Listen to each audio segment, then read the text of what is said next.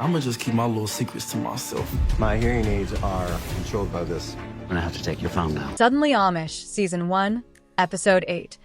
A Day of Reckoning, full episode spoiler recap, TLC season finale. Introduction. The experiment reaches its point of no return. The Season 1 finale of Suddenly Amish, titled A Day of Reckoning, brings the series' central experiment to its most consequential moment. What began as an ambitious effort to introduce English outsiders to Amish life culminates in a day defined by judgment, confession, accountability, and irreversible choices. Airing on TLC, the episode abandons novelty and culture shock in favor of permanence. The question is no longer whether the English participants can survive Amish life for a few weeks. Instead, the episode asks whether any of them are willing or able to surrender modern identity, autonomy, and convenience for a faith-centered community that demands submission, conformity, and lifelong commitment. At the heart of the episode is Reckoning Day, a formal church process in which Amish leaders and congregation members decide whether the remaining English participants may continue pursuing Amish membership. Yet the episode makes clear that the church's decision is only half the equation.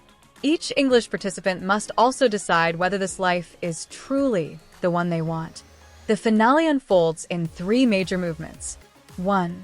The lead-up to Reckoning Day, filled with fear, doubt, and confession. 2. The church service itself, where lives are weighed publicly.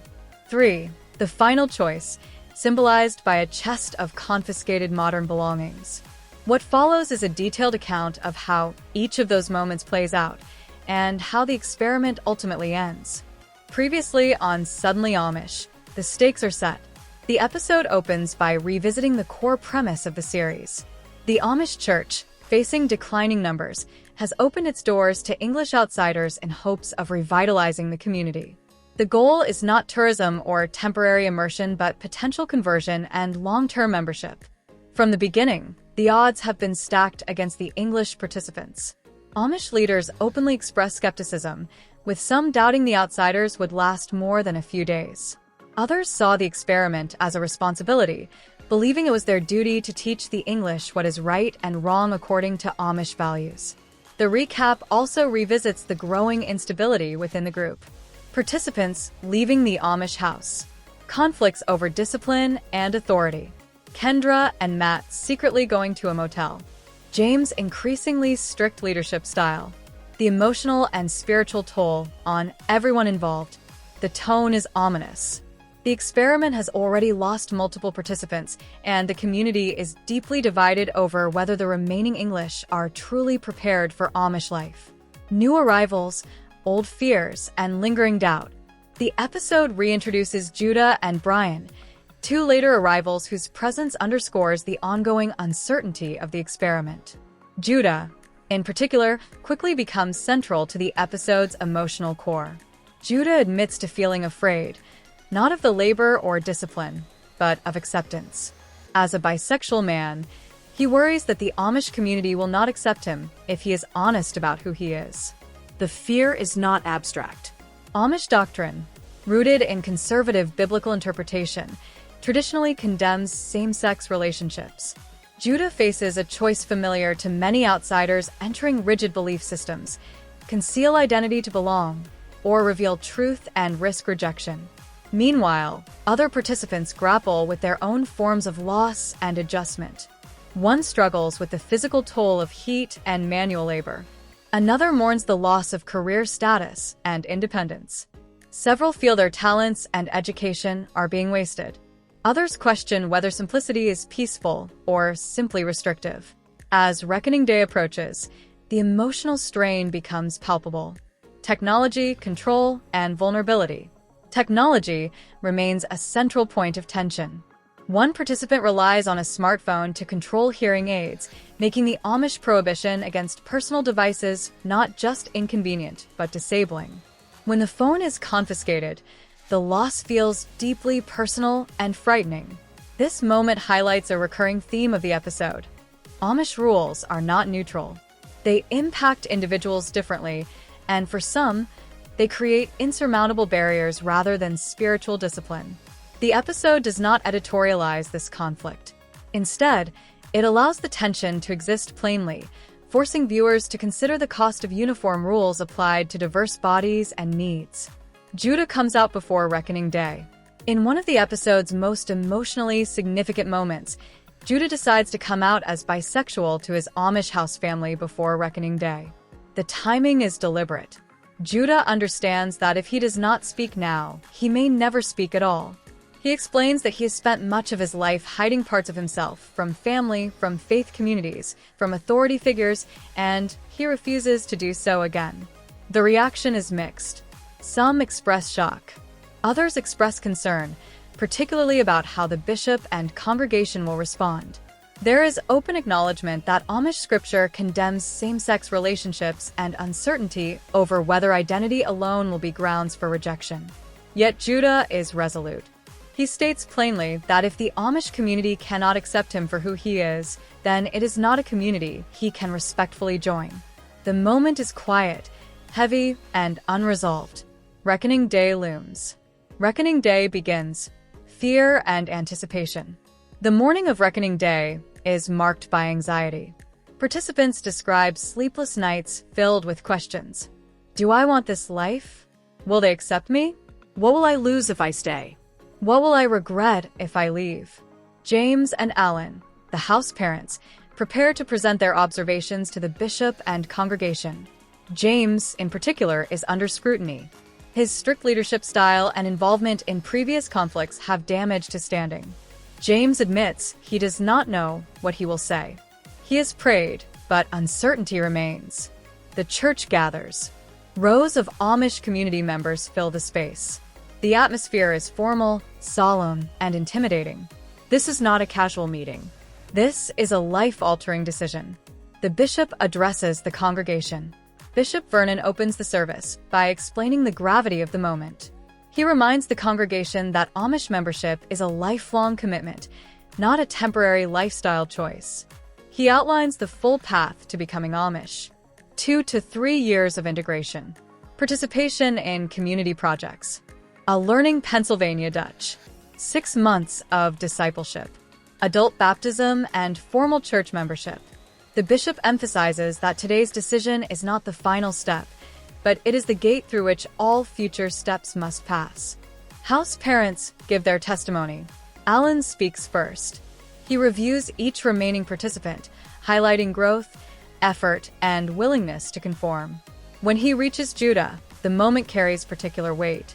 Despite Judah's recent revelation, Allan speaks with warmth and affirmation. He acknowledges Amish doctrine but emphasizes Judah's personal growth, sincerity, and heart. Allan states clearly that he does not see Judah differently and that he supports giving him the opportunity to continue. The reaction is emotional. Judah is visibly moved, nearly brought to tears by Allan's acceptance. James speaks and disappoints.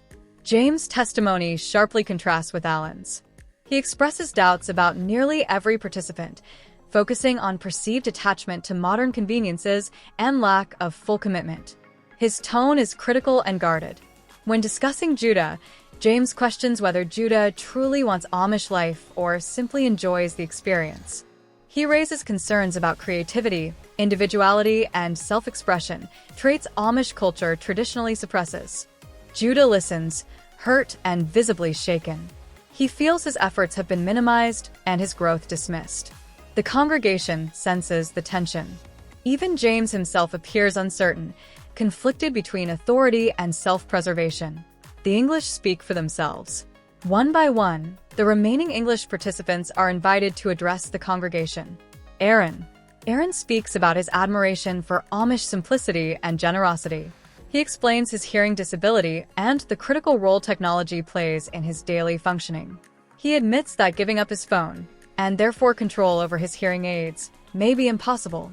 His speech is honest, restrained, and deeply vulnerable. Esmeralda speaks about conformity, fear, and growth. She describes learning confidence without makeup, comfort without excess, and self-worth without constant validation. She expresses hope to continue learning and giving back to the community. BJ struggles through her speech. torn between lifelong fascination with the Amish and overwhelming doubt. She expresses gratitude, love, and uncertainty all at once, admitting she is not sure she is strong enough for this life. Judah's speech is emotional and halting. He speaks about facing fears, building community, and discovering himself spiritually. He asks not for exception, but for acceptance. He states clearly that he hopes the Amish can accept him as he is, just as he accepts them. The congregation decides. The bishop asks the congregation to indicate agreement by nodding their heads. The nods come. The 4 remaining English participants are allowed to continue their journey, if they choose to do so. Relief floods the room, but the bishop immediately tempers celebration with warning. He reminds everyone that Amish life is permanent, demanding, and unforgiving of half-commitment. He urges the English to take time, breathe, and truly consider their decision. The bishop confronts James. After the service, the bishop privately confronts James. His disappointment is unmistakable. He accuses James of rebellion, lack of humility, and failure to accept responsibility, particularly regarding Kendra and Matt's motel incident. The bishop states plainly that James has walked away from core Amish principles. Most devastatingly, the bishop declares that he would not recommend James be unshunned in his community. James leaves stunned and defensive, insisting he was only maintaining order. The contraband chest, final choice. The episode's final act centers on a symbolic test. A chest containing the English participants' confiscated belongings, phones, makeup, modern clothing, is brought out. The choice is simple and brutal. Take your belongings and return to English life. I'll leave them behind and continue Amish discipleship. One by one, decisions are made. Esmeralda leaves. Esmeralda chooses to take her belongings and return home, acknowledging the Amish life is not for her. Aaron leaves. Aaron follows, explaining that without his hearing aids and phone, he cannot live or work effectively. BJ stays. After hesitation, BJ declares her intention to remain Amish, stating this life is where she belongs. Judah stays. Judah steps forward and chooses to stay. The moment is emotional, affirming, and hopeful. Final reflections and epilogue. The episode concludes with reflections from those who stayed and those who left. Participants speak about gratitude, lessons learned, and lives changed. Judah and BJ continue discipleship. Others return home carrying pieces of Amish wisdom into their modern lives. James remains unshunned but changed. The experiment ends not with triumph or failure, but with clarity. A Day of Reckoning is a restrained, emotionally complex finale that treats faith, identity, and choice with seriousness and respect. Suddenly Amish concludes its first season by refusing easy answers, instead presenting Amish life as what it truly is, a calling that demands everything and offers belonging only in return. The experiment reaches its end. The season finale of Suddenly Amish arrives with the full weight of the series behind it. 8 episodes of culture shock, spiritual searching, and hard personal reckonings have led to a single consequential day in Lancaster County, Pennsylvania, where 4 remaining English participants must face a formal church judgment and then make the most serious decision the experiment has demanded: stay and commit to Amish life permanently, or return to the modern world and leave it behind. The premise of the series has always carried a real and unusual gravity. Bishop Vernon, watching his congregation shrink, opened the community's doors to 6 outside Americans willing to attempt genuine integration into Amish life. The goal was never tourism or temporary immersion. It was a potential conversion, full membership in a faith community that demands submission, lifelong conformity, adult baptism, and the permanent surrender of modern identity. 2 of the original 6 were removed from the experiment before the finale. The 4 who remain are Judah, BJ, Esmeralda, and Aaron, and each arrives at Reckoning Day carrying a different combination of genuine desire and unresolved doubt.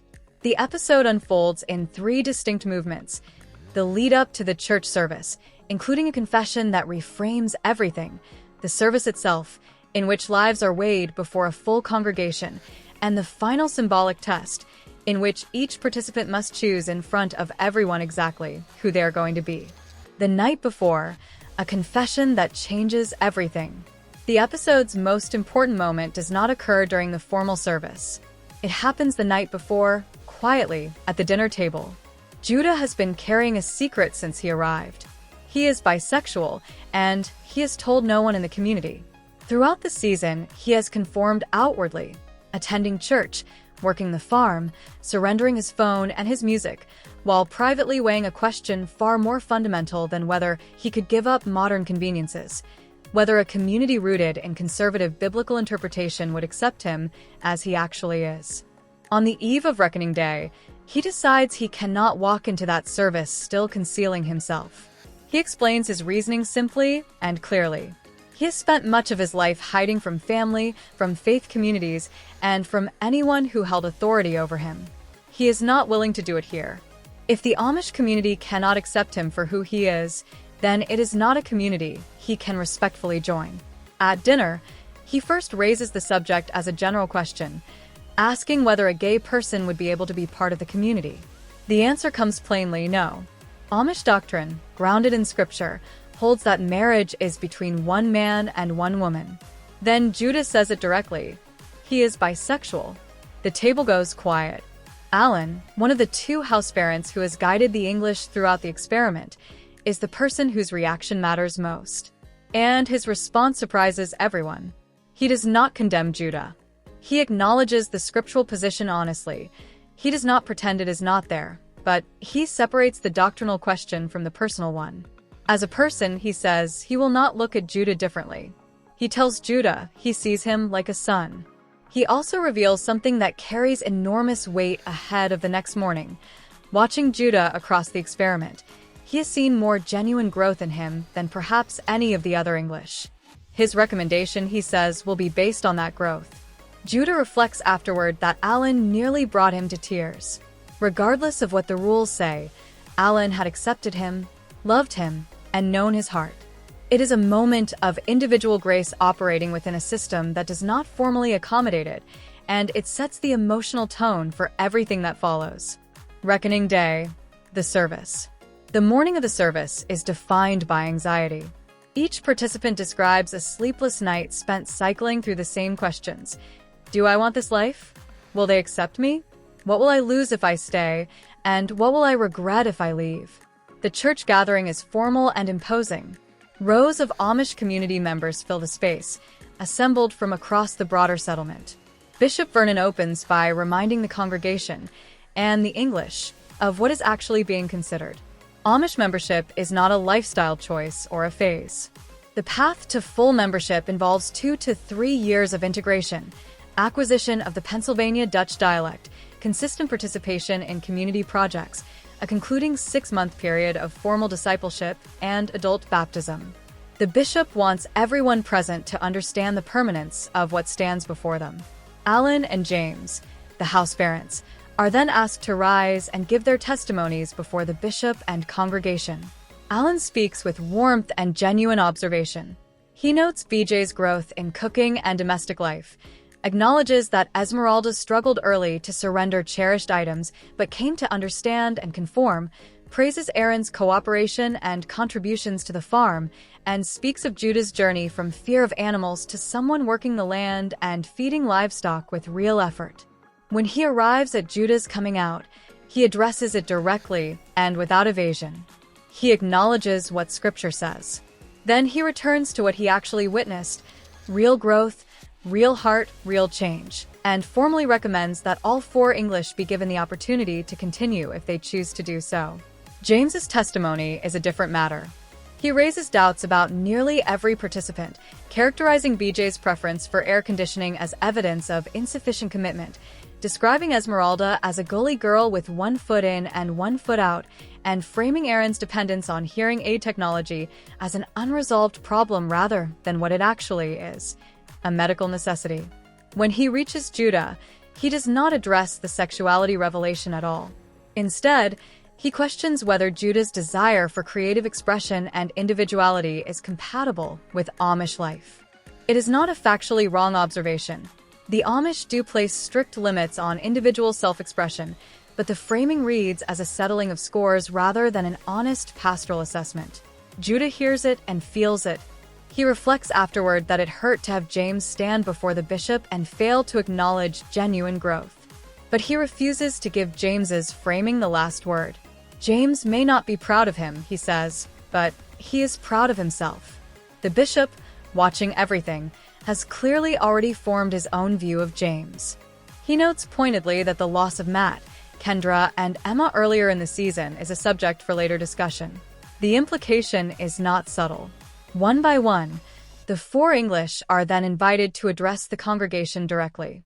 Aaron speaks honestly about his admiration for Amish simplicity and the culture of giving he has witnessed, and then he does something that takes real courage.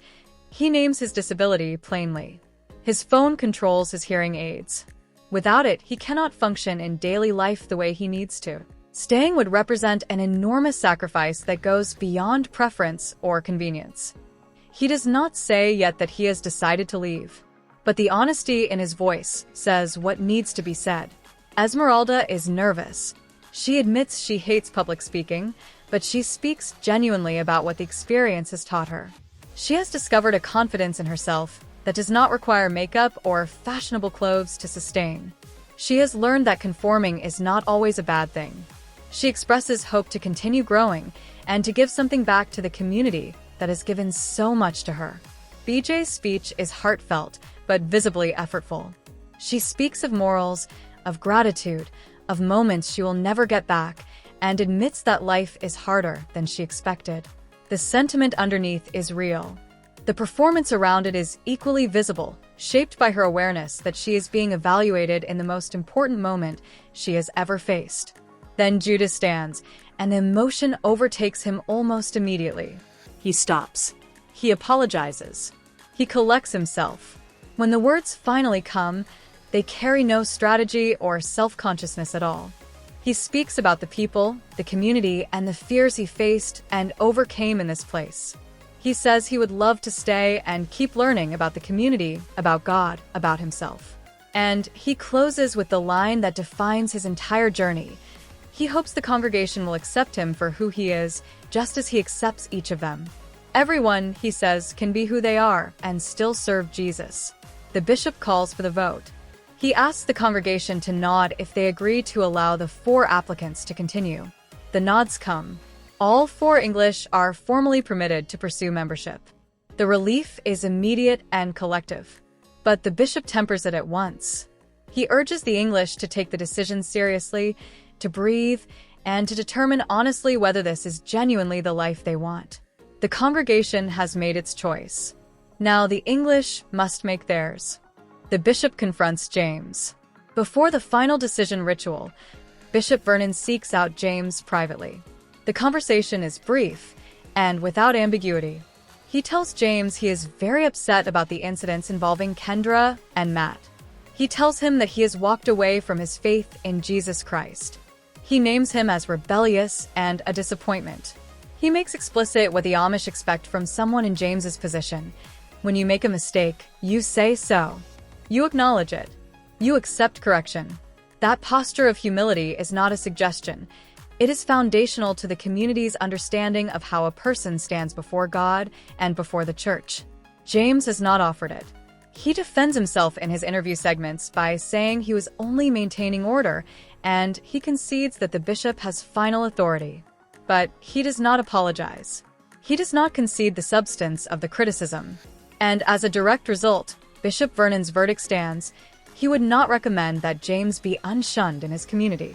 It is the definitive close to the arc of a man who was handed a genuine opportunity for redemption and chose, at nearly every significant moment, not to take it.